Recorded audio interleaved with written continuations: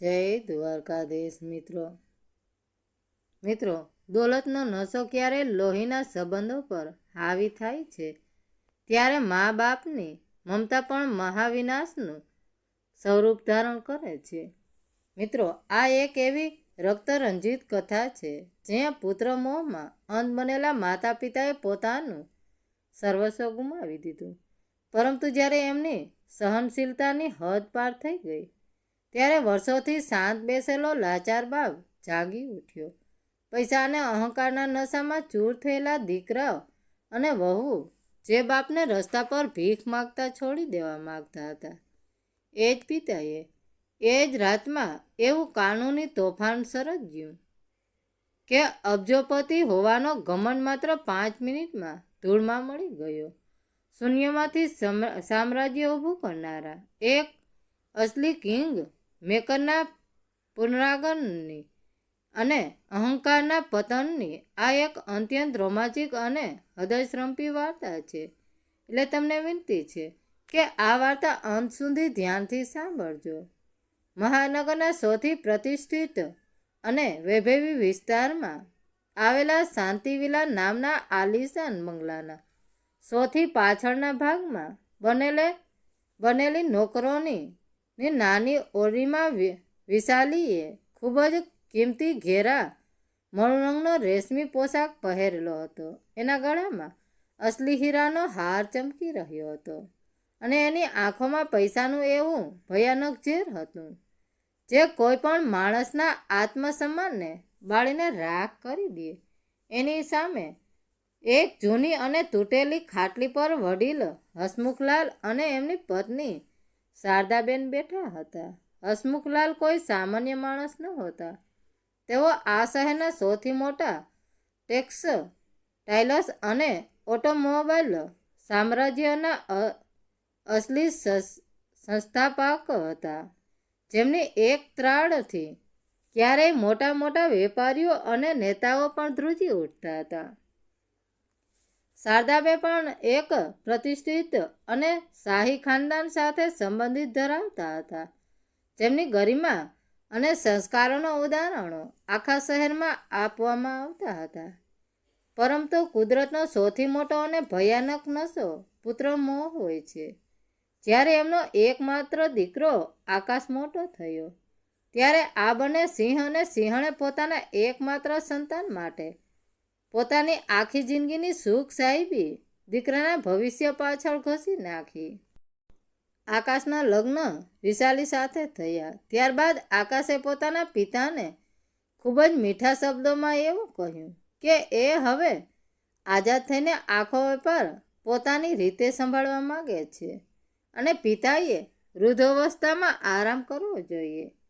પુત્રના પ્રેમમાં અંધ બનેલા હસમુખલાલે પોતાની આખી જિંદગીની કમાણી, પોતાના અબજોનો વેપાર અને આ આખો રાજમહેલ જેવો બંગલો બધું જ પોતાના દીકરાના નામે કરી દીધું. એમને એવું લાગ્યું હતું કે એમનો દીકરો એમના વૃદ્ધાવસ્થાની લાકડી બનશે, પરંતુ દોલતનો નશો અને એક લાલચુ જીવનસાથીનો સાથ સારા ભલા માણસને પણ આદમખોર બનાવી દે છે. મિલકતનો અને કંપનીની બધું જ નામે થતાની સાથે જ આકાશ અને વૈશાલીના અસલી અને ભયાનક ચહેરા બહાર આવી ગયા. જે હસમુખલાલ ક્યારેય વૈભવી મહેલમાંથી અસલી રાજા હતા, એમને એમની પત્ની સાથે ઘરના સૌથી પાછળના ભાગમાં બનેલા એક ગંધાતા અને ભેજવાળા અને અંધારા ઓરડામાં ધકેલી દેવામાં આવ્યા. શિયાળાની એક ખૂબ જ ઠંડી અને બર્ફીલી સવાર હતી. શારદાબેન, જે ક્યારેક સોનાના તારથી વણેલી કિંમતી અને સોનેરી રેશમી સાડીઓ પહેરતા હતા, તેઓ આજે એક જૂની ઝાંખી પડી ગયેલી અને ઘણી જગ્યાએથી સાંધેલી સુતરાવ સાડીમાં લપેટાઈને ધ્રુજી રહ્યા હતા. એમના ચહેરા ઉપર સમયની કરચલીઓ આવી ગઈ હતી, પરંતુ એમની આંખોમાં આજે પણ એ ખાનદાનીનું તેજ હજુ હતું જેને એમણે માત્ર પોતાના દીકરાના પ્રેમ ખાતર અને પોતાના ઘરની શાંતિ માટે દબાવી રાખ્યું હતું. ઓરડાના અસહ્ય ભેજ હોવાને કારણે હસમુખલાલને આખી રાત ઘાસી આવતી હતી. એટલે શારદાબેને વહેલી સવારે 1 કલાક માટે ત્યાં પડેલું જૂનું ઇલેક્ટ્રિક હીટર ચાલુ કર્યું હતું.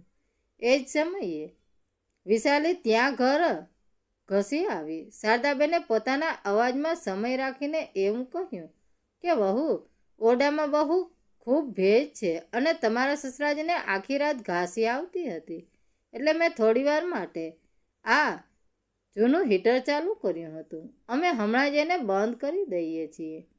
આવું સાંભળીને વિશાલીએનો પારો 7મા આસમાને પહોંચી ગયો અને એણે તીખા અવાજે એવું કહ્યું કે ઘાસી આવતી હોય તો ઝેર ખાઈ લેવું હતું. મારા ઘરની વીજળી બાળવાની કોઈ જરૂર નહોતી. આવું કહીને વૈશાલીએ આગળ વધીને હીટરનો પ્લગ ખૂબ જ નિર્દયતાથી દિવાલમાંથી ખેંચી લીધો અને એની જમીન પર પછાડી દીધો. વિશાલીએ પોતાની આંગળી શારદાબેનના ચહેરા તરફ તાણીને ખૂબ નિષ્ઠાતાથી એવું કહ્યું કે સાંભળી લેજો, આજે મારા ઘરના બધા જ નોકર રજા પર છે અને મારે મારા આટલા મોટા આલિશાન મહેલમાં એક પણ ધૂળની કણ ન જોઈએ. બહાર જે મારી 50 લાખની મોંઘી લક્ઝરી કાર ઊભી છે એને જોઈને અત્યારે જ ઠંડા પાણીથી ધોઈને આવો અને આ તમારા પતિને કહો કે એ જઈને બગીચાના બધા જ કુંડામાં પાણી નાખે. મફતની રોટલી હું કોઈને નહીં તોડવા દઉં. આવા અપમાનજનક શબ્દો સાંભળીને શારદાબેનનું લોહી ઉકળી ઉઠ્યું. એમની મુઠ્ઠીઓ ભીસાઈ ગઈ. એક પ્રતિષ્ઠિત ઘરની દીકરી જેણે જિંદગીમાં ક્યારેય 1 ગ્લાસ પાણી પણ જાતે ઊભા થઈને પીધું નહોતું, આજે એની પોતાની જ વહુ એને ઠંડા પાણીથી ગાડીઓ ધોવાનો હુકમ આપી રહી હતી. શારદાબેને વિવશ થઈને પોતાના પતિ તરફ જોયું. તેઓ શાંત બેઠા હતા અને પોતાની આંખોના ઇશારાથી પત્નીને પરવાનગી આપી રહ્યા હતા કે તેઓ કઠણ હૃદય કરીને આ અપમાનને પી જાય. માત્ર એ નાલાયક દીકરાના સુખ ખાતર આ બધું કરી રહ્યા હતા. શારદાબેને પોતાના આંસુ પીતા પીતા એવું કહ્યું કે ઠીક છે વહુ, અમે હમણાં જ બધું કામ કરી દઈશું. ત્યારે જ આકાશ પોતાના આલિશાન રૂમમાંથી તૈયાર થઈને બહાર આવ્યો. એણે ખૂબ જ મોંઘો સૂટ પહેરેલો હતો અને એની કાંડા ઉપર લાખો રૂપિયાની મોંઘી બ્રાન્ડ ઘડિયાળ ચમકી રહી હતી. પોતાના દીકરાને જોઈને હસમુખલાલ પોતાની ખાટલી પરથી ધીમેકથી ઊભા થયા અને એમના શરીર ઉપર એક ખૂબ જ સાધારણ અને જૂનો સફેદ ખાદીનો કુર્તો હતો જે શિયાળાની કડકડતી ઠંડીને રોકવામાં બિલકુલ અસમર્થ હતો. એમણે ધ્રુજતા અવાજે એવું કહ્યું કે અરે આકાશ બેટા, જો તારી પત્ની કેવી રીતે અમારી સાથે વાત કરી રહી છે. અમે અમારું આખું સામ્રાજ્ય તને સોંપી દીધું, તારું ઘર વસાવ્યો અને તું અમને નોકરથી પણ બદતર જિંદગી સમજી રહ્યો છો. બેટા, મારા બ્લડ પ્રેશરની દવાઓ ખતમ થઈ ગઈ અને 2 દિવસથી ચક્કર આવી રહ્યા છે. મને થોડા પૈસા આપી દે જેથી કરીને હું બજારમાંથી દવા મગાવી શકું. ત્યારે આકાશે પોતાના મોંઘા લેધરના બૂટ તરફ જોઈને ખૂબ જ નફરત અને તિરસ્કાર ભરી નજરે પોતાના પિતા સામે જોયું અને એવું કહ્યું કે પિતાજી, તમે મારા ઉપર કોઈ અહેસાન ન કર્યો. મને જન્મ આપ્યો હતો તો મારા ઉછેર કરવો એ તમારી જવાબદારી હતી અને રહી વાત પૈસાની, તો હું અહીંયા શું નોટો છાપવાનું મશીન લઈને બેઠો છું. તમને ખબર પણ છે મારી કંપનીમાં અત્યારે કેટલા મોટા ખર્ચ ચાલી રહ્યા છે. કાલે જ મેં વૈશાલી માટે 50 લાખનો નવો ડાયમંડ સેટ બુક કર્યો છે. મારી પાસે તમારી આ ફાલતુ બીમારીઓ પાછળ ઉડાડવા માટે વધારાના પૈસા નથી. અને વૈશાલી બિલકુલ સાચું કહી રહી છે. તમે બંને નવરા બેસીને અમારું અનાજ વેડખી રહ્યા છો. મારી પત્નીને હેરાન ન કરતા. આકાશના આ ક્રૂર શબ્દો કોઈ ઝેરીલા ભલાની જેમ હસમુખલાલની છાતીમાં ખૂંપી ગયા. જે દીકરાના એક નાના શ્રીમત માટે એમણે પોતાની જિંદગી વેપારની ભઠ્ઠીમાં બાળી નાખી હતી, આજે એ જ દીકરો પોતાની પત્નીના ઘરેણા માટે લાખો રૂપિયા ઉડાવી રહ્યો હતો, પરંતુ પોતાના સગા બાપની દવા માટે થોડો ખર્ચો કરવા એ પણ એને ફાલતુ ખર્ચો લાગી રહ્યો હતો. આકાશ અને વૈશાલી ત્યાંથી અટહાસ્ય કરીને ડાઇનિંગ હોલ તરફ આગળ વધ્યા અને મનસુખલાલ ત્યાં જ પથ્થરની મૂર્તિ બનીને ઊભા રહી ગયા. એમની આંખોમાં એક અસહ્ય દર્દ હતું. એમણે ભારે અહીંયાથી પોતાની પત્ની શારદા સામે જોયું અને એવું કહ્યું કે શારદા, આપણે એક આદમખોર સાપને દૂધ પીવડાવ્યું છે. આપણો પુત્ર મોહ આપણી જિંદગીનો સૌથી મોટો શ્રાપ બની ગયો છે. હસમુખલાલના ભારે અવાજમાં હવે એક અજીબ રામણ અને પછતાવો હતો. શારદાબેને પોતાની આંખો સાફ કરી અને મક્કમતાથી એવું કહ્યું કે હું જાણું છું, પરંતુ હવે વધુ નહીં સહન કરવું પડે. એક માં ત્યાં સુધી બધું સહન કરે છે જ્યાં સુધી એને પોતાના લોહી પાસેથી કોઈ આશા હોય છે, પરંતુ જ્યારે મમતા મરી જાય છે ત્યારે આ ધરતી પર ધ્રુજી ઉઠે છે. શારદાબેનની આંખોમાં આજે આંસુઓની જગ્યાએ એક બરફીલી અને ભયાનક શાંતિ હતી. તેઓ જાણતા હતા કે આ ચુલમ હવે એની હદ વટાવી રહ્યો હતો. શારદાબેન ચૂપચાપ એક કડાકાની ઠંડીમાં બહાર બગીચામાં ગયા અને જ્યાં તાપમાન માત્ર 4 ડિગ્રી હતું અને ચારે તરફ ગાઢ ધુમ્મસ છવાયેલું હતું. એમણે પાણીની ઠંડી પાઇપ ઉઠાવી અને આકાશની એ લાંબી અને ચમકતી ગાડી ધોવાનું શરૂ કરી દીધું. બરફીલા પાણીના લીધે શારદાબેનની આંગળીઓ શૂન્ય થઈ ગઈ હતી. એમના હાથ લાલ પડી ગયા હતા અને ઠંડીના કારણે એમના સાથામાં એવું ભયાનક દર્દ ઉપડ્યું કે એમની આંખોમાં આંસુ છલકાઈને કારના કાચ ઉપર પડી રહ્યા હતા. બીજી તરફ હસમુખલાલ પણ એ જ આંખ કરી ઠંડીમાં પોતાના ધ્રુજતા હાથે ભારે ડોલો ઉઠાવીને બગીચાના કુંડામાં પાણી નાખી રહ્યા હતા. ઉપર અગાસીમાં ઊભેલી વૈશાલી પોતાના હાથમાં ગરમ કોફીનો કપ લઈને આ ભયાનક અને અમાનવીય દ્રશ્યની મજાક માણી રહી હતી અને મનોમન વિચારી રહી હતી કે આ ઘડાઓને આવી જ રીતે ઘસવા જોઈએ. આ લોકો આના જ લાયક છે. વિશાલીએ હસતા હસતા કોફીનો એક ટુકડો પીધો.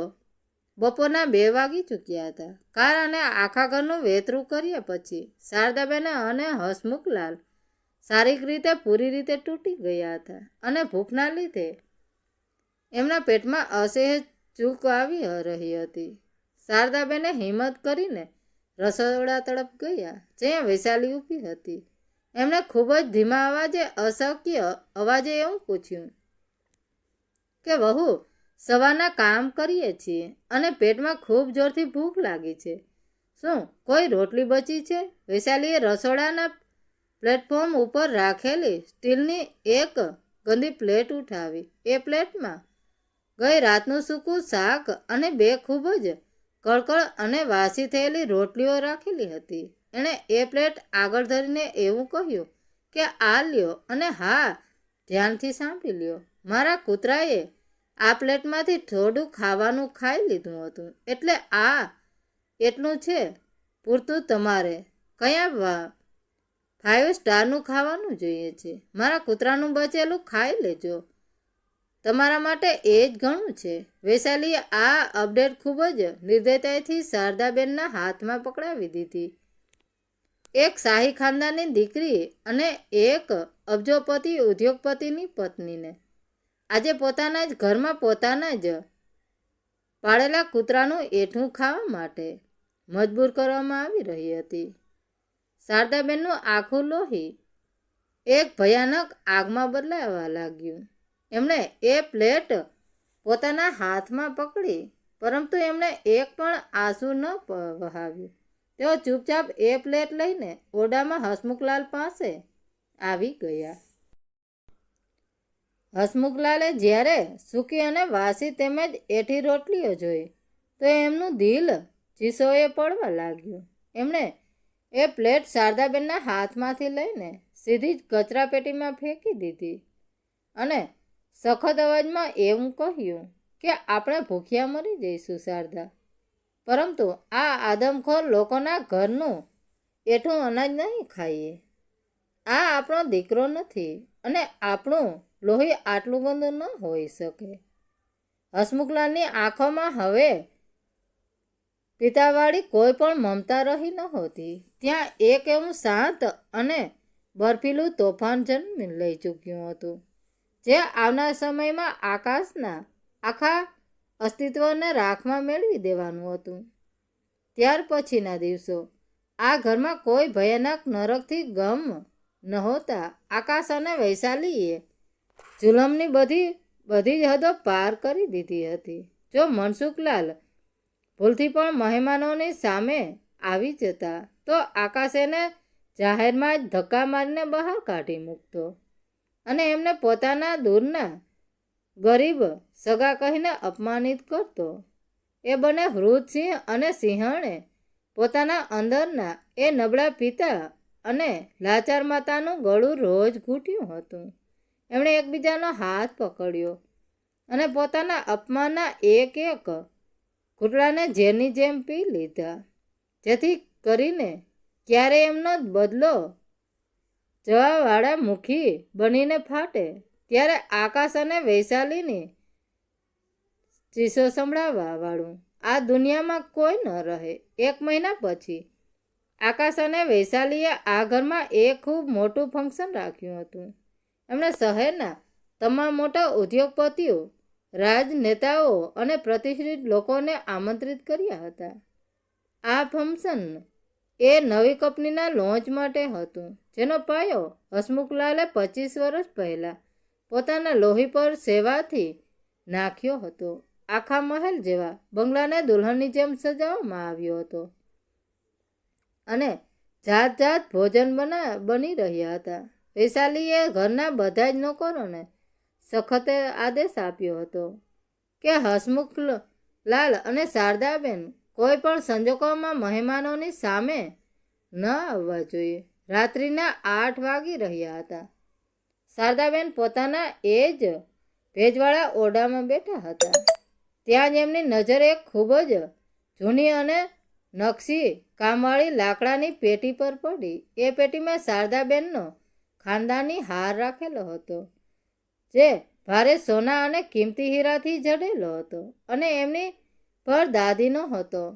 આ હાર એમણે પોતાની આવનારી પૌત્રી માટે સાચવીને રાખ્યો હતો. એ જ સમયે વૈશાલી અચાનક રૂમમાં ઘૂસી આવી અને એની નજર એક ખુલ્લી પેટી પર પડી. હારની અદ્ભુત ચમક જોઈને વૈશાલીની આંખોમાં લાલચનું વરું જાગી ઉઠ્યું અને એ કહેવા લાગી કે આટલો કિંમતી હાર તમે આ ગટર જેવા રૂમમાં છુપાવીને બેઠા છો. વૈશાલી પાગલોની જેમ આગળ વધી અને એણે શારદાબેનના હાથમાંથી એ હાર ઝૂંટવવાનો પ્રયાસ કર્યો. શારદાબેને હારને પોતાની છાતીએ લગાવી લીધો અને એમ કહ્યું કે આને અડતી નહીં વૈશાલી, આ મારી પરદાદીની આખરી નિશાની છે અને મેં મારી પૌત્રી માટે રાખ્યો છે. આના ઉપર તારો કોઈ હક નથી. વૈશાલીએ બૂમ પાડીને એવું કહ્યું કે આ ઘરની દરેક વસ્તુ ઉપર માત્ર મારો જ હક છે અને એણે શારદાબેનને એટલો જોરથી ધક્કો માર્યો કે 65 વર્ષના એ વૃદ્ધ મહિલા પાછળ રાખેલી લોખંડની અલમારી સાથે જોરથી અથડાઈ ગયા, જેના કારણે એમના કપાળમાંથી લોહીની તાજી ધાર વહી નીકળી. વૈશાલીએ પતરા મારીને એ હાર છીનવી લીધો અને એને તરત જ પોતાના ગળામાં પહેરી લીધો. શારદાબેનની બૂમ સાંભળીને હસમુખલાલ દોડતા રૂમમાં આવ્યા અને પોતાની પત્નીને લોહીલુહાણ જોઈને એમના મગજમાં વર્ષોથી સૂતેલો એ સિંહ પૂરી રીતે જાગી ઉઠ્યો.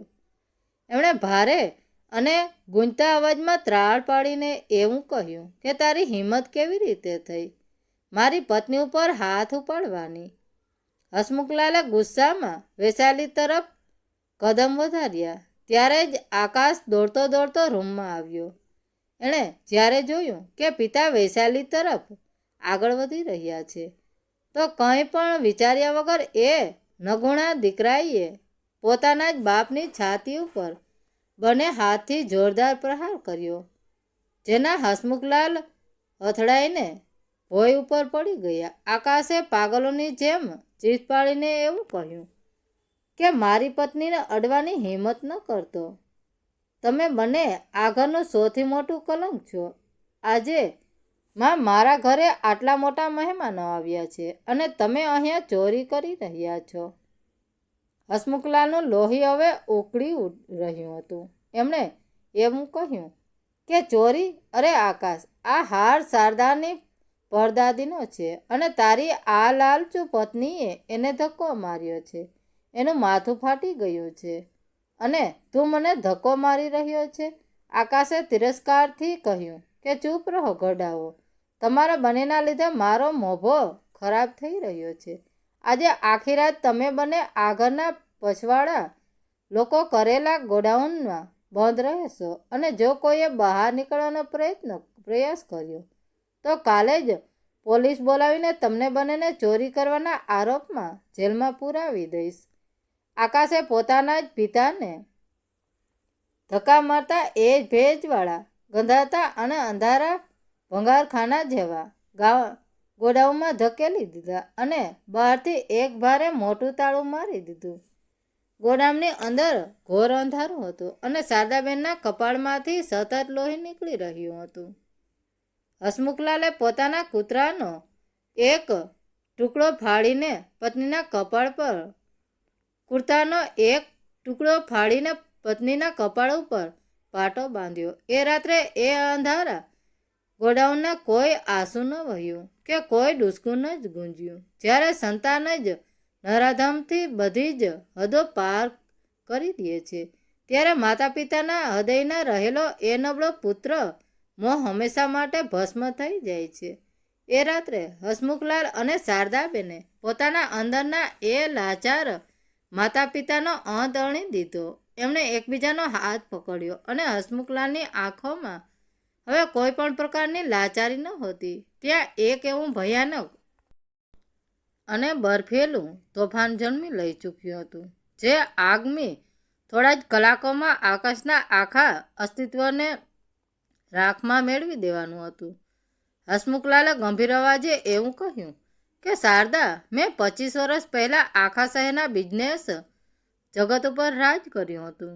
મને લાગ્યું હતું કે મારો દીકરો મારો સાચો વારસદાર બનશે, પરંતુ એ માત્ર એક આદમખોર જાનવર નીકળ્યો.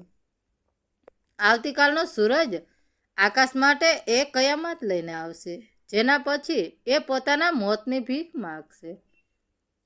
હસમુખલાલના અવાજમાં એક એવો ભયાનક અને ભારે સન્નાટો હતો જેને સાંભળીને સામે ઊભેલું મોત પણ ધ્રુજી ઉઠે. શારદાબેને પણ પોતાના ચહેરા પરથી લોહી લૂછ્યું. એમની આંખોમાં હવે રણભૂમિમાં ઉતરેલી કોઈ વિરંગના જેવું દ્રવ્ય સ્વરૂપ હતું. એમણે એવું કહ્યું કે આ જાનવરોને મેં જ જન્મ આપ્યો છે, એટલે આ બધા જ પાપોનો અંત પણ હવે મારા હાથે જ કરવો પડશે. હવે કોઈ મમતા નહીં, માત્ર મહાવિનાશ થશે. બીજા દિવસે સવારે થમ્સનના થાક પછી આકાશ અને વૈશાલી આરામથી સૂઈને મોડા ઉઠ્યા. ઘરમાં ચારે તરફ વીરવિખેર સામાન પડેલો હતો.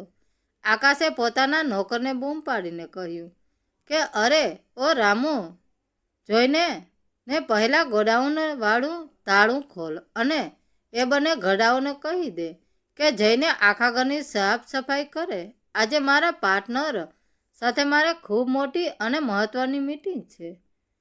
ઘરે જઈને ગોડાઉનનું તાળું ખોલ્યું, પરંતુ જ્યારે તેણે અંદર જોયું તો એના હોશ ઉડી ગયા.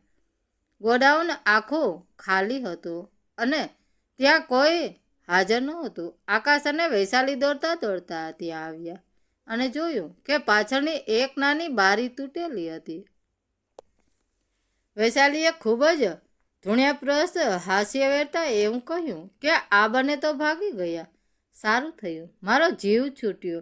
આ મફતખોરોથી વૃદ્ધ અવસ્થામાં જ્યારે રસ્તા ઉપર ભીખ માગશે ત્યારે જ ઠેકાણે આવશે. આકાશે પણ રાહતનો શ્વાસ લીધો અને એવું કહ્યું કે જવા દ્યો, આજે મારે મારી કંપનીના 100 કરોડના નવા પ્રોજેક્ટો ઉપર ફોકસ કરવાનો છે. આજે હું શહેરના સૌથી મોટા બિલ્ડર અને ઇન્વેસ્ટર્સ સાથે કોન્ટ્રાક્ટ સાઇન કરવાનો છું. બપોરના 2 વાગી ગયા હતા. આકાશની કંપનીને આલિશાન હેડ ઓફિસના મુખ્ય બોર્ડરૂમમાં શહેરના તમામ મોટા બોર્ડ મેમ્બર, નામચીન વકીલો અને વિદેશી ઇન્વેસ્ટર બેઠા હતા. આકાશ ખૂબ જ મોંઘા અને ડિઝાઇનર સૂટ પહેરીને પોતાની બોસવાળી મોટી ખુરશી ઉપર છાતી તાણીને બેઠો હતો. એને અંદરથી એવો અહંકાર હતો કે આજે એ આખી દુનિયા જીતી લેશે. એણે ઘમંડથી મુસ્કરાઈને પોતાની મોંઘી પેન કાઢી અને એવું કહ્યું કે 100 જેન્ટલમેન, હવે આપણે આ 100 કરોડના પ્રોજેક્ટના ફાઇનલ પેપર સાઇન કરીએ છીએ. આ ડીલ પછી મારી કંપની હવે આખા બજાર ઉપર એક ચક્રી શાસન કરશે. ત્યારે જ ઓફિસની બહાર એક ખૂબ જ ભારે અને ભયાનક અવાજ ગુંજ્યો કે કોની કંપની અને કેવું રાજ. આ શબ્દો સાંભળતાની સાથે જ મીટિંગ રૂમના એ ભારે કાચના દરવાજા પૂરી તાકાત સાથે ખુલ્યા. દરવાજા ઉપર જે દ્રશ્ય ઊભું હતું એ જોઈને આકાશના હાથમાંથી એ મોંઘી પેન છૂટીને જમીન ઉપર પડી ગઈ. એના ચહેરાનું આખું લોહી એક જ સેકન્ડમાં સુકાઈ ગયું અને એની આંખો ભયથી ફેલાઈ ગઈ. દરવાજા ઉપર હસમુખલાલ ઊભા હતા, પરંતુ એ લાચાર અને ધ્રુજતા અશક્ત વૃદ્ધ નહોતા જેમને આકાશે ગઈ રાત્રે ગોડાઉનમાં ધક્કા માર્યા હતા. આજે હસમુખલાલે પોતાનો એ જ જૂનો, શાહી અને ભયાનક બિઝનેસ કિંગવાળો અંદાજ ધારણ કરેલો હતો. એમના શરીર ઉપર એક અત્યંત મોંઘો, કડક અને શાનદાર કાળો જોધપુરી સૂટ હતો. પગમાં ચમકતા બ્રાન્ડ લેધરના બૂટ હતા. આંખો ઉપર મોંઘા ચશ્મા હતા અને એમના ચહેરા ઉપર એક એવી બર્ફીલી કઠોરતા હતી જેને જોઈને મીટિંગ રૂમમાં બેસેલા બધા જ મોટા મોટા ઇન્વેસ્ટર અને વકીલો પોતાની ખુરશીઓ પરથી ઊભા થઈ ગયા. એમની બરાબર બાજુમાં શારદાબેન ઊભા હતા. એમણે આજે કોઈ જૂની સાડી નહોતી પહેરી, પરંતુ એમના શરીર ઉપર એક અત્યંત કિંમતી શાહી કાંજીવરમ સિલ્કી સાડી હતી. ગળામાં મોતીઓનો ભારે હાર હતો અને એમના ચહેરા ઉપર લોહીનું કોઈ નિશાન નહોતું, પરંતુ એક મહારાણી જેવો રોપ હતો જે સામેવાળાને ઘૂંટણ ટેકાવવા ઉપર મજબૂર કરી દે. એમની પાછળ 15 જેટલા કાળા કોટવાળા અને શહેરના સૌથી મોટા અને નામકી કોર્પોરેટર વકીલો પોતાની ભારે ફાઇલો અને શિફ્ટ બંધ ઊભા હતા. આ બધું જોઈને આકાશનો અવાજ લડખડવા લાગ્યો અને એના પગ ધ્રુજવા લાગ્યા. એણે માંડ એવું કહ્યું કે અરે પિતાજી, તમે અહીં આ હાલતમાં કેવી રીતે? ત્યારે હસમુખલાલ પોતાના એ જ ભારે અને ગૂંજતા કદમો સાથે ચાલતા ચાલતા સીધા જ આકાશની એ બોસવાળી મુખ્ય ખુરશીની સામે આવીને ઊભા રહ્યા અને ત્યારબાદ એમના લાંબા પડછાયાએ આકાશના આખા અસ્તિત્વને ઢાંકી દીધું. હસમુખલાલનો અવાજ કોઈ ખૂંખાર સિંહણની ત્રાળ જેવો હતો જેણે આખી ઓફિસની દિવાલોને હલાવી દીધી. ત્યારે આકાશ બોલ્યો કે અરે પિતાજી, અરે કયા પિતાજી સાથે વાત કરી રહ્યો છે? મિસ્ટર આકાશ, તારા પિતા તો ગઈ રાત્રે એ જ અંધારા ગોડાઉનમાં પોતાના અંતિમ શ્વાસ લઈ ચૂક્યા છે. આજે તારી સામે આ શહેરનો એ સૌથી મોટો કોર્પોરેટર શિકારી ઊભો છે જેણે તને પેદા કરવાની સૌથી મોટી ભૂલ કરી હતી. હસમુખલાલે પોતાનો હાથ આગળ વધાર્યો એટલે એમના મુખ્ય વકીલે એક લાલ રંગની ફાઇલ એમના હાથમાં મૂકી દીધી. ત્યારે આકાશે પાગલોની જેમ બૂમ પાડતા એવું કહ્યું કે અરે આ શું બદતમીજી છે, આ મારી કંપની છે, મેં તમને ધક્કા મારીને ઘરમાંથી કાઢી મૂક્યા હતા. સિક્યુરિટી, અરે કોઈ સિક્યુરિટીને બોલાવો.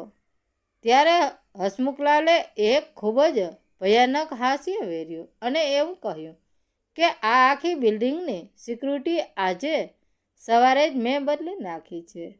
મિસ્ટર આકાશ, આવું કહીને હસમુખલાલે એ લાલ ફાઇલ પૂરી તાકાતથી આકાશના મોઢા પર મારી, જેના કારણે બધા જ કાગળો હવામાં ઉડીને આકાશના ચહેરા ઉપર પડવા લાગ્યા. એમણે આગળ કહ્યું કે આ કાગળોને તારીએ લાલચુ આંખોથી વાંચી લેજે. આકાશ, તને એમ લાગ્યું હતું કે તારા પુત્ર મોહમાં અંધ થયેલા બાપે પોતાની આખી દોલત તારા નામે કરી દીધી હતી. હું એ હસમુખલાલ છું જેણે શૂન્યમાંથી આ આખું સામ્રાજ્ય ઊભું કર્યું હતું. મેં મારી કંપનીના શેર તારા નામે ટ્રાન્સફર જરૂર કર્યા હતા, પરંતુ મેં આખા એમ્પાયરમેન્ટની મેન હોલ્ડિંગ કંપની અને વીટો પાવર હંમેશા મારા અને શારદાના નામે જ રાખ્યા હતા. આ એક આટપટો કાનૂની ક્લોઝ હતો જેને તારા જેવા જાહિલ અને અહંકારી માણસો ક્યારેય ન સમજી શકે. આકાશના પગ નીચેથી જાણે જમીન ખસી ગઈ. એ ધ્રુજતા હાથે આ બધા કાગળો વાંચવા લાગ્યો અને બોલ્યો કે શું મતલબ છે તમારો? એ જ સમયે હસમુખલાલના મુખ્ય વકીલ આગળ આવ્યા અને એમણે ખૂબ સખત અવાજમાં એવું કહ્યું કે આનો મતલબ એ છે મિસ્ટર આકાશ કે તમે આ કંપનીના અસલી માલિક નહીં, પરંતુ માત્ર એક સામાન્ય એમ્પ્લોય એટલે કે કર્મચારી હતા. અને આજે સવારે બરાબર 10 વાગ્યે હસમુખલાલજીએ પોતાના વીટો પાવરનો ઉપયોગ કરીને તમને આ કંપનીના બોર્ડ ઓફ ડિરેક્ટર્સમાંથી હંમેશા માટે બરતરફ કરી દીધા છે. તમારી ઓકાત હવે આ કંપનીમાં એક પટાવાળાની પણ નથી રહી. આ સાંભળતા જ આકાશ ઘૂંટણભેર જમીન પર પડી ગયો. એનું મગજ શૂન્ય થઈ ગયું અને પાગલોની જેમ જમીન ઉપર પોતાનું માથું પછાડવા એવું કહેવા લાગ્યો કે નહીં, આ બધું જૂઠું છે. આ બધા પૈસા અને કંપની મારી છે. તમે મારી સાથે આવું ન કરી શકો. હસમુખલાલની આંખોમાંથી એક બેરહેમ આગ હતી. તેઓ ખૂંખાર અવાજે એવું બોલ્યા કે મેં હજુ શરૂઆત જ કયા કરી છે. આકાશ. પછી શારદાબેન આગળ વધ્યા. એમણે પોતાના શાહી અંદાજમાં નીચે પડેલા આકાશ તરફ જોયું અને એવું કહ્યું કે આકાશ, તને એવું લાગ્યું કે તું તારી પત્ની સાથે મળીને મને ભેજવાળા ઓરડામાં ચડાવશે અને મારી પર દાદીનો હાથ છીનવશે. તું ભૂલી ગયો આકાશ કે જે માએ તને પોતાના લોહીથી સિંચ્યો છે, એ જો તને જિંદગી આપી શકે છે તો એ તારું આખું અસ્તિત્વ રાખમાં પણ મેળવી શકે છે. શારદાબેને પોતાના વકીલને ઇશારો કર્યો એટલે વકીલે એક બીજી લીગલ ફાઇલ ટેબલ પર મૂકી દીધી. શારદાબેને કડક અવાજે એવું કહ્યું કે આ સિનિયર સિટીઝન પ્રોટેક્શન એક્ટ અને છેતરપિંડીની ઓફિશિયલ IR છે. આકાશ, તે ગઈ રાત્રે પોતાના પિતાની છાતી ઉપર હાથ ઉપાડ્યો હતો અને તે તારી માનું માથું ફોડ્યું હતું. એ તમામ મેડિકલ રિપોર્ટ અને CCTV ફૂટેજના પુરાવા અમારી પાસે છે. પોલીસની ગાડીઓ અત્યારે નીચે બિલ્ડિંગની બહાર તારી રાહ જોઈ રહી છે. આકાશના શ્વાસ એના ગળામાં એક ફાંસાની જેમ અટકી ગયા. એનો એ બધો જ ઘમંડ, એક ડિઝાઇનર સૂટ અને અબજોપતિ હોવાનો નશો માત્ર 5 મિનિટની અંદર ધૂળમાં મળી ચૂક્યો હતો. એ રાતોરાત રાજામાંથી એક લાવારસ ભિખારી બની ગયો હતો. એ કરગરતા હસમુખલાલના એ મોંઘા બૂટ પકડવા માટે આગળ વધ્યો અને રડતા રડતા કહેવા લાગ્યો કે પિતાજી મને માફ કરી દો, હું તમારો દીકરો છું. મારાથી ખૂબ મોટી ભૂલ થઈ ગઈ. હું પૈસાના નશામાં આંધળો થઈ ગયો હતો. પરંતુ હસમુખલાલે ખૂબ જ નિર્દયતાથી અને શાંતિથી પોતાનો પગ પાછો ખેંચી લીધો અને એવું કહ્યું કે મને અડવાની હિંમત ન કરતો આકાશ. મારો દીકરો ગઈ રાત્રે જ મરી ચૂક્યો છે. તું હવે માત્ર એક ફ્રોડ અને ગુનેગાર છે. અને રહી વાત એ વૈભવી મહેલની, તો એ મહેલ પણ કાનૂની રીતે હજુ પણ મારા જ નામે છે. મારી લીગલ ટીમે તારી એ લાલચો પત્ની વૈશાલીને ધક્કા મારીને અત્યારે જ એ ઘરમાંથી બહાર કાઢી મૂકી છે. જેવો જ આકાશે વૈશાલીનું નામ સાંભળ્યું એને વધુ એક ભયાનક આઘાત લાગ્યો. શારદાબેને ખૂબ જ ઠંડા અને ચૂકતા લહેજામાં એવું કહ્યું કે અને હા, એ હાર જે તારી પત્નીએ કાલે મારી પાસે બળજબરીથી છીની લીધો હતો, એ પોલીસે એના ગળામાંથી નિર્દયતાથી ઉતારી લીધો છે, કારણ કે એ ચોરીનો માલ સાબિત થયો હતો. હવે તમે બંને પતિ પત્ની રસ્તા ઉપર ભીખ માગવાને લાયક પણ નથી રહ્યા. મીટિંગ રૂમમાં હાજર રહેલા તમામ વિદેશી ઇન્વેસ્ટર અને પ્રતિષ્ઠિત લોકો આકાશની આવી હાલત ઉપર થૂંકી રહ્યા હતા અને કોઈને પણ એના ઉપર જરા પણ દયા નહોતી આવી. એ જ સમયે પોલીસની ટીમ પણ મીટિંગ રૂમમાં દાખલ થઈ અને કાયદાના સંકજામાં આકાશને જકડીને એને કાળી કોટડી તરફ ઘસી ગયા, જે એની પાપની કમાણીનો અંતિમ ન્યાય થવાનો હતો. તો મિત્રો, વાર્તા કેવી લાગી? સારી લાગી હોય તો કોમેન્ટ કરીને જરૂર જણાવજો. ધન્યવાદ મિત્રો. રાધે રાધે. જય દ્વારકાધીશ.